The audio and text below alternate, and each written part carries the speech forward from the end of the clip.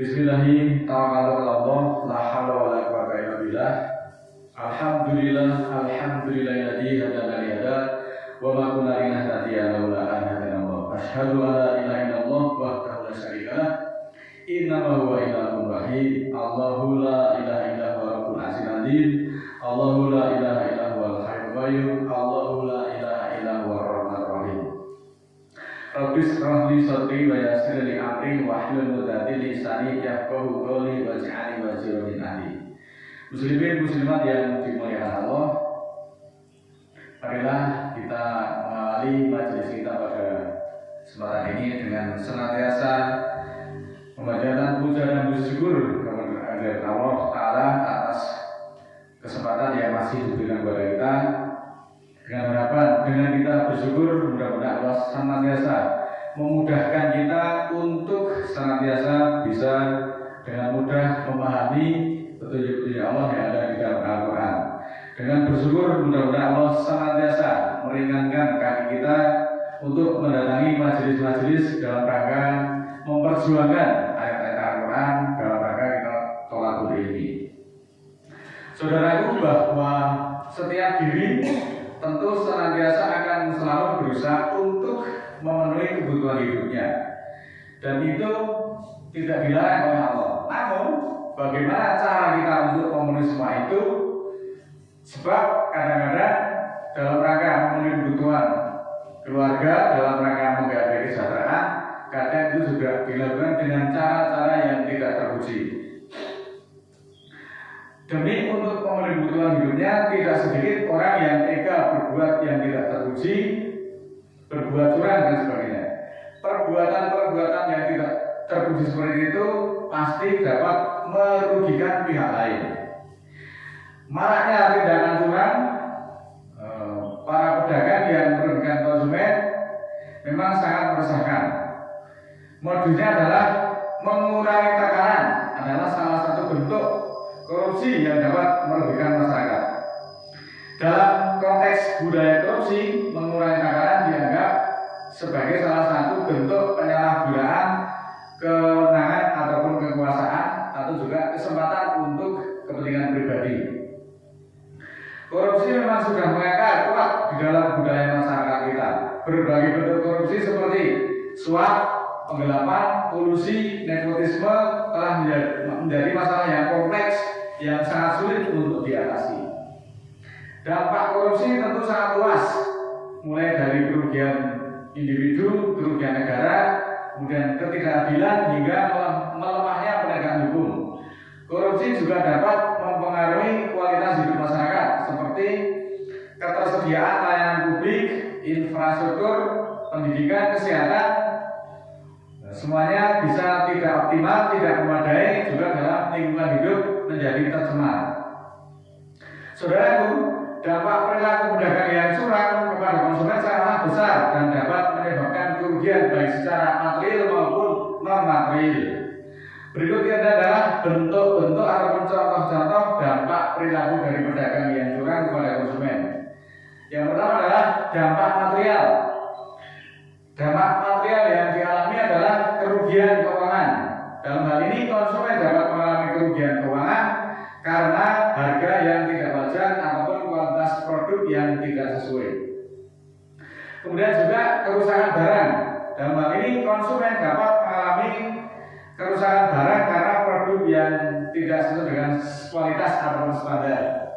Kemudian kerugian uang, konsumen dapat kehilangan uang karena penipuan ataupun kecurangan para pedagang. Jika seluruh masyarakat sudah melakukan korupsi, maka ini adalah tanda bahwa korupsi memang telah menjadi budaya dan norma sosial yang diterima oleh masyarakat. Mengurangi takaran termasuk budaya korupsi. Berbagai kecurangan ataupun korupsi bahkan sudah terjadi sebelum Muhammad itu menjadi nabi. Bahkan secara masif terjadi secara gila-gilaan, sehingga Allah menurunkan peringatan melalui Al-Quran di dalam surat ke-11 surat Hud ayat 85. A'udzubillahi minasyaitonir rajim. Bismillahirrahmanirrahim. Ya qaumi auful mi'yala wal mizana bil qisti wala tabqasu nasa asya'ahum wala ta'sau fil ardi mufsidin, yang artinya wahai kaumku, sempurnakanlah sukatan ataupun takaran dan timbangan secara efektif, dan jangan kurangi dari manusia barang-barang mereka, dan jangan bertindak di bumi sebagai orang-orang yang merusak. Mengurangi sukatan atau takaran itu termasuk perbuatan yang dilarang oleh Allah, karena itu masuk kategori membuat kerusakan, yaitu kerusakan secara struktur ekonomi. Perdagangan di era Nabi Syuaib memang sudah sangat tidak seimbang dan tidak adil. Kaum Madian yang dipimpin oleh Nabi Syuaib telah melakukan berbagai bentuk penipuan dan kecurangan dalam berdagang dan menimbulkan kerugian di kalangan masyarakat sampai merusak struktur perekonomian pada saat itu. Bentuk penipuan dalam perdagangan modelnya seperti: yang pertama, mengurangi takaran. Kaum Madian sering mengurangi takaran barang dagangan sehingga merugikan konsumen yang tidak mendapatkan jumlah yang seharusnya mereka terima. Kemudian juga menambah harga secara tidak wajar. Mereka juga sering menambahkan harga barang-barang dagangan tanpa alasan yang jelas, sehingga konsumen harus membayar lebih daripada harga yang seharusnya. Kemudian menggunakan timbangan yang tidak akurat. Nah, timbangan itu ada sejak zaman dahulu. Kaum Madian juga menggunakan timbangan yang tidak akurat untuk mengukur barang dagangan, sehingga konsumen tidak mendapatkan jumlah yang seharusnya diterima. Peringatan Nabi Syuaib sebetulnya sudah berulang kali mengingatkan kaumnya terhadap bahaya penipuan dan kecurangan dalam perdagangan. Beliau mengajak mereka untuk berdagang dengan cara yang jujur dan adil, serta tidak melakukan penipuan ataupun kecurangan. Namun, peringatan yang berkali-kali ini tidak juga merubah perilaku mereka. Mereka terus melakukan penipuan, mereka terus melakukan kecurangan dan mengelabui para konsumennya, sehingga Allah mengirimkan azab kepada mereka. Di dalam surat 17 ayat 35, wa uful kaila idza qiltum wazinu bil qistasil mustaqim dzalika khairun wa ahsanu ta'wila.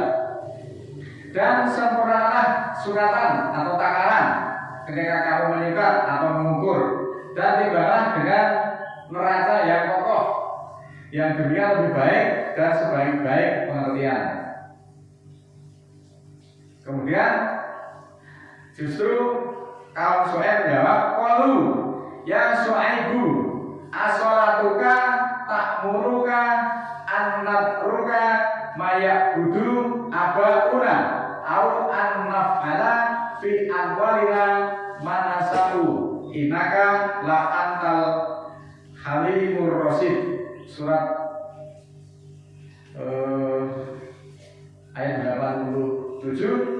Berkata kaumnya, wahai Syuaib, apakah sholatmu menyuruhmu agar kami meninggalkan apa yang disembah bapak-bapak kami, atau agar kami melakukan pada harta kami apa yang kami kehendaki? Sesungguhnya engkau termasuk orang yang penyantun lagi sadar. Nah, inilah dalil ini yang sebagian besar dipakai oleh saudara-saudara kita yang dulu ngaji kemudian menjadi tidak sholat. Nah, ini, apakah sholatmu mencegah kami untuk meninggalkan apa yang disembah-sembah bapak kami, atau bahkan melarang pada harta kami? Harta kami mau kami kurangi, mau kami curang, itu kan semau saya, karena saya berkuasa.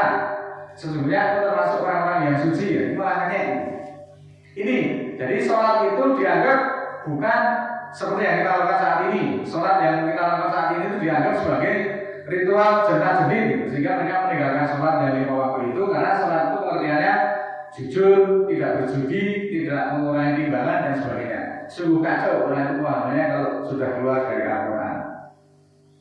Dari surat ke-11 ayat 87 ini, memang ini juga sebagai kedok ataupun sebagai alibi orang-orang yang selama ini ngaji bersama kita itu menjadi tidak sholat lagi karena pemahaman yang kurang pas dalam memahami ayat. Saudaraku, bahwa praktek pedagang yang curang itu sudah berlangsung sejak lama, bahkan semenjak Nabi Syuaib sudah terjadi dan berlangsung sampai saat ini, bahkan sampai ke tanah air yang kita cintai. Contoh kasus pedagang kejadian yang saya catat. Yang pertama yaitu sekitar tahun 2020 itu terjadi kasus minyak goreng yang dijual dengan harga yang tidak wajar dan menggunakan timbangan yang tidak akurat. Kemudian pada tahun 2019 saya mencatat juga ada kasus daging impor yang dijual dengan label yang palsu dan menggunakan bahan yang tidak berkualitas. Pada tahun 2018 saya mencatat juga terjadi kasus obat-obatan yang palsu yang dijual dengan label yang palsu dan menggunakan bahan yang tidak berkualitas.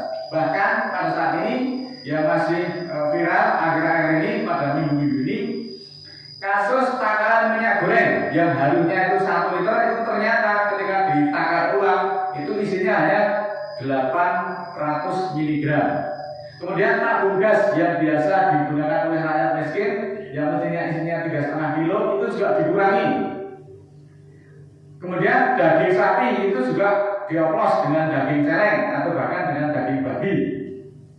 Dan yang paling viral adalah mengoplos bahan bakar pertalite kemudian dijadikan menjadi pertamax yang merugikan negara sampai 193 triliun per tahun.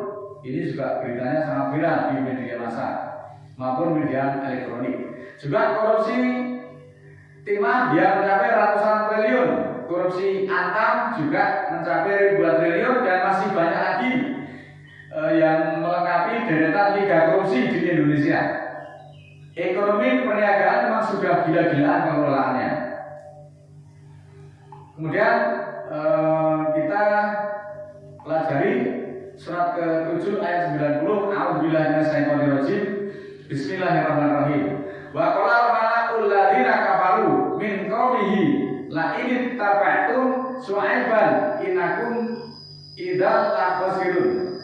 Dan berkata tokoh masyarakat orang-orang kafir dari kaumnya, jika aku mengikuti Syu'aib, bahwa kamu itu termasuk orang-orang yang rugi. Nah, orang disuruh untuk jujur apa adanya itu mengatakan, nah aku jujur, saya malah termasuk orang yang rugi karena selama ini dia menikmati keuntungan itu dengan perilaku yang curang, dengan perilaku yang mengurangi sukatan atau ketakaran. Sukatan itu tidak mesti harus timbangan 1 kilo. Bisa juga kalau bahan kain itu ukuran meterannya atau sentimeternya dikurangi, itu juga termasuk mengurangi sukatan. Kemudian surat 7 ayat 91, humur raja fa'asbahu fi darihim jasimin. Lalu goncangan keras mengambil mereka, maka jadilah mereka orang-orang yang musnah di kampung mereka. Jadi akibat kebandelannya dalam perilaku curang diingatkan berkali-kali tidak diindahkan, maka kaumnya Syu'aib itu kemudian ditimpa azab atau goncangan yang sangat keras, kemudian mereka itu menjadi musnah di kampung mereka. Alladzina kadabu Syu'aiban ka'alam yahnau fiha alladzina kadabu Syu'aiban kanu humul khasirun. Orang-orang yang mendustakan Syu'aib seolah-olah tidak pernah tinggal di sana karena mereka dimusnahkan tanpa bekas, tidak ada tanda-tandanya. Orang-orang yang mendustakan Syu'aib adalah orang-orang yang rugi. Nah, itulah saudaraku, akibat melakukan tindakan yang curang, umat Syu'aib itu binasa atau dibinasakan oleh Allah dengan azab yang luar biasa keras. Dalam Al-Quran, kisah umat Syu'aib ini digambarkan sebagai contoh dari akibat orang yang melakukan tindakan yang curang dan tidak mematuhi perintah-perintah Allah. Nah, kisah Nabi Syu'aib ini mengajarkan kepada kita akan pentingnya berdagang itu dengan perilaku yang jujur dan adil, tidak berbuat curang, tidak korupsi. Dan kita harus selalu berusaha untuk tidak melakukan penipuan dan kecurangan di dalam berdagang, serta harus memenuhi perintah-perintah Allah yang ada di dalam Al-Quran. Kemudian ada pertanyaan, mengapa mengurangi takaran termasuk budaya korupsi? Karena yang pertama ada unsur penyalahgunaan kewenangan atau penyalahgunaan kekuasaan. Karena ekonomi sudah dikuasai oleh pedagang-pedagang besar, mereka kan berkuasa, mereka bisa berbuat semau-maunya, mengurangi takaran, mengurangi timbangan itu dianggap sebagai penyalahgunaan kekuasaan atau kesempatan untuk kepentingan pribadi. Kemudian yang kedua, perilaku itu dapat merugikan masyarakat. Mengurangi tekanan dapat merugikan masyarakat karena tidak mendapatkan jumlah yang seharusnya diterima. Perilaku itu juga bisa menghambat pembangunan, mengurangi tekanan atau mengurangi spek kalau itu pemborong, akan menurunkan kualitas bangunan karena sumber daya yang seharusnya digunakan untuk pembangunan digunakan untuk kepentingan dirinya sendiri. Banyak hal pelajaran-pelajaran dari kisah Su'aib. Oleh karena kita jangan melakukan tindakan-tindakan yang curang. Kisah umat Nabi Su'aib ini mengajarkan kita untuk tidak melakukan tindakan yang curang dan selalu mematuhi perintah-perintah Allah. Kemudian umat Nabi Su'aib juga mengajarkan kepada kita untuk selalu patuh terhadap perintah-perintah Allah dan tidak melakukan tindakan-tindakan yang dapat merugikan diri sendiri maupun orang lain. Karena banyak sekali para konsumen atau para pembeli itu dirugikan dengan perilaku kecurangan-kecurangan tersebut. Juga jangan sampai kita tuh mengabaikan perintah. Karena apa? Kisah umat Su'aib ini juga mengajarkan untuk kita tidak mengabaikan perintah-perintah Allah. Karena Allah itu kalau sudah memberi peringatan berkali-kali dan tidak diindahkan, maka azabnya sangat mengerikan. Ayat ini sampai sekarang masih berlaku dan akan menimpa siapapun yang melakukannya. Mengurangi sukatan, mengurangi ukuran ataupun mengurangi spek tidak membuat kita kaya, tetapi justru akan membuat pelakunya itu masuk neraka. Sekali lagi bahwa mengurangi tekanan adalah satu bentuk perilaku yang tidak etis dan dapat membawa konsekuensi yang buruk baik di dunia maupun di akhirat. Perilaku yang tidak terpuji tersebut akan berdampak atau berkonsekuensi orang akan kehilangan kepercayaan. Kemudian para konsumen akan mengurangi kepercayaan akibat dari perilaku-perilaku yang tidak terpuji tersebut. Kemudian pelanggan itu kemudian bisa beralih kepada pedagang yang lain. Kemudian juga merusak reputasi. Mengurangi takaran itu dapat merusak reputasi penjual dan membuatnya kehilangan pelanggan. Juga akan mendapat hukuman dari otoritas. Dalam hal ini mungkin pemerintah. Mengurangi takaran dapat dihukum oleh otoritas yang berwenang. Konsekuensi atau akibat mengurangi takaran di akhirat yaitu yang jelas pelakunya dapat masuk neraka karena perilaku ini dianggap sebagai bentuk kezaliman dan kecurangan. Mengurangi takaran dianggap sebagai dosa yang berat dan dapat membawa konsekuensi yang buruk di akhirat, mendapatkan balasan yang siksaan yang hina. Juga dapat membuat pelakunya kehilangan pahala dan tidak mendapatkan ganjaran yang baik di akhirat. Oleh karena itu sekali lagi saudaraku, banyak pelajaran-pelajaran dari peringatan-peringatan tersebut bahwa mengurangi takaran dapat kita mengajarkan kepada kita untuk senantiasa berlaku jujur dan adil di dalam bertransaksi.